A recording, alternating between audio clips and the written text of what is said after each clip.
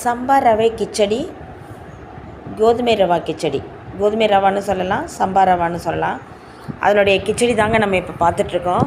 நான் இதுக்கு 2 பெரிய வெங்காயம், ஒரு 3 பச்சை மிளகாய், பொடியாக நறுக்கின இஞ்சி, ஒரு 4-5 பல் பூண்டு எல்லாத்தையும் நல்லா கட் பண்ணி நான் பட்டை, கிராம்பு, ஏலக்காய் போட்டு தாளிச்சிட்டு இது நறுக்கின வெங்காயம், தக்காளி, இஞ்சி, பூண்டு எல்லாத்தையும் போட்டு வதக்கியிருக்கேங்க. அது கூட ஒரு 6-7 புதினா இலையும் நான் அதில் சேர்த்துருக்கேன். இதுக்கு உருளைக்கிழங்கும் கத்திரிக்காயும் நான் பொடியாக நறுக்கி நான் அதில் சேர்த்துருக்கேன். இதுக்கு நீங்கள் பீன்ஸு, கேரட்டு கூட நீங்கள் சேர்த்துக்கலாம். ஃப்ளேவருக்காக சிக்கன் மசாலா அந்த பவுடரும் நான் சேர்த்துருக்கேங்க, ஒரு 1/2 ஸ்பூனு. பச்சை மிளகாய் நம்ம ஒரு 3 பச்சை மிளகாய் போட்டிருக்கறனால இதுவே போதும்.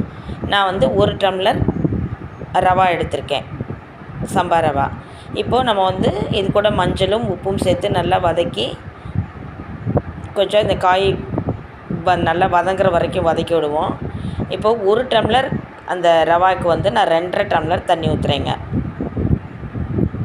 இதை நீங்கள் ஒரு 10 நிமிஷம் 5 நிமிஷம் ஊற வச்சு நீங்கள் கிச்சடி பண்ணினீங்கன்னா அதுக்கு 2 டம்ளர் போதும். இப்போ நான் டேரெக்டாக இதில் சேர்த்துக்கிறதுனால நான் 2.5 டம்ளர் எடுத்திருக்கேன். உப்பு டேஸ்ட் பண்ணி பார்த்துக்கோங்க. உப்பு கரெக்டாக இருந்துருச்சு அப்படின்னா நீங்கள் லிட்டு போட்டு 1 அல்லது 2 விசில் விட்டுருங்க. ஏன்னா காயும் அந்த ரவாவும் வேகணும். கோதுமை ரவா நல்லா வெந்ததுக்கப்புறம் தான் நல்லாயிருக்கும். அது இந்த ரவா மாதிரி இருக்காது, கொஞ்சம் லேட் ஆகும் அது வேகிறதுக்கு. இப்போ ஒரு 2 விசில் போட்டு அதுக்கப்புறம் நம்ம ஸ்டீம் போனதுக்கப்புறம் ரிலீஸ் பண்ணி பார்த்திங்கன்னா நல்லாவே உதிரியாக இருக்கும்.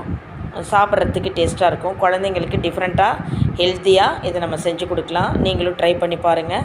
நம்ம கண்ணாஸ் ரெசிபி சேனலில் நிறைய இந்த மாதிரி ரெசிபிஸ் போட்டிருக்கோம்.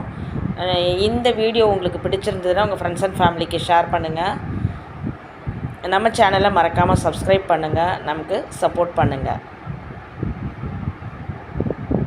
இதை செஞ்சு பார்த்துட்டு எனக்கு கமெண்ட் பண்ணுங்கள். தேங்க்யூம்மா.